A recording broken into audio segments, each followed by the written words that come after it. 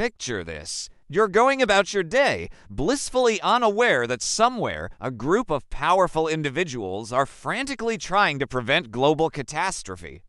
The fate of humanity hangs in the balance, and you have no idea. It sounds like science fiction, but it's not. These events really happened, and they were covered up. Today, we're diving into the day the world almost ended, not once, but multiple times.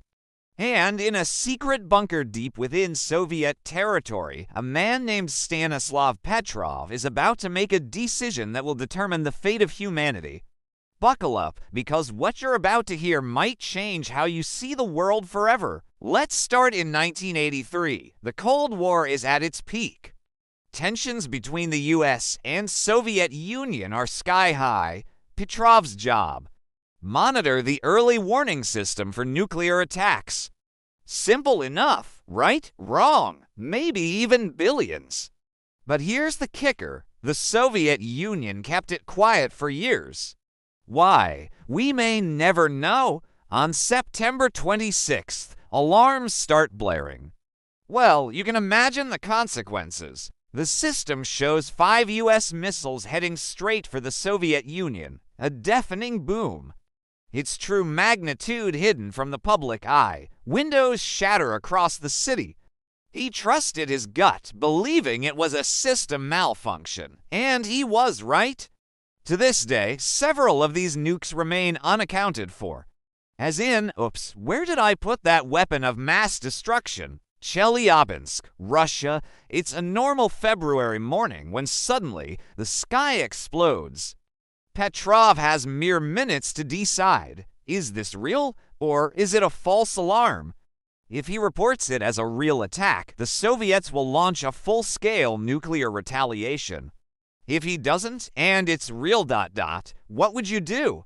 And governments have kept this information tightly under wraps. That's all that stood between the eastern seaboard and a 4-megaton nuclear explosion.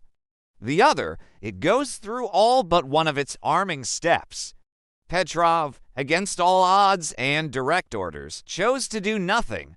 His decision saved millions of lives, but that's just the beginning.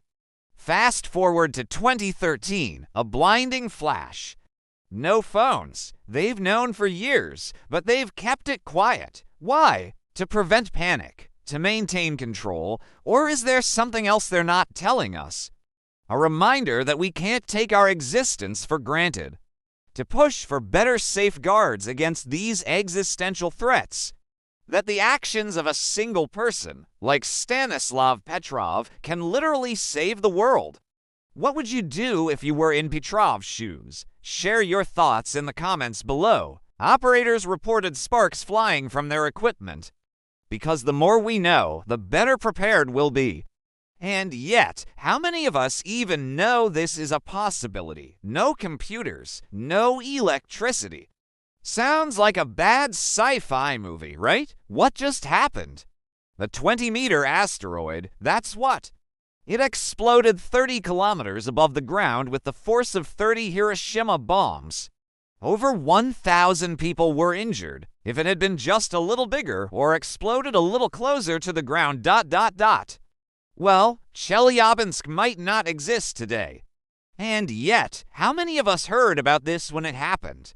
The event was downplayed, but wait, it gets worse. During the Cold War, both the US and Soviet Union lost nuclear bombs. Yes, you heard that right? Lost. Some fell into the ocean during transport. Others were misplaced during military exercises. We've come close to the brink more times than most people realize. And each time, it's been covered up, downplayed, or outright denied. Let that sink in for a moment.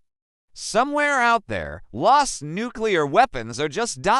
waiting. But perhaps the closest we've come to accidental nuclear disaster happened right on American soil.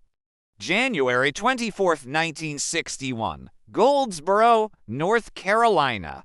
A B-52 bomber breaks apart in midair, dropping to nuclear bombs in the process. One lands relatively safely. One switch, the government's response. Classify the information. Keep it quiet. Nothing to see here, folks. But here's where things get really scary. Imagine if, in an instant, all our electronics just stopped working. Wrong again. It's called the Carrington event, a massive solar storm that hit Earth in 1859. Telegraph systems worldwide went haywire. If it happened today, it would be catastrophic. Our entire modern infrastructure would collapse. Governments, no? The truth is, our survival as a species is far more fragile than we'd like to believe. So, what does this mean for us? How do we process this information? It's a wake-up call, but it's also a call to action. To demand transparency from our governments.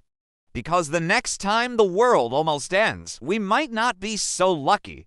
So, what do you think? Are there other near misses we don't know about? And if this video made you think, share it with someone else. Remember, knowledge is power. And in this case, it might just be the power to save the world.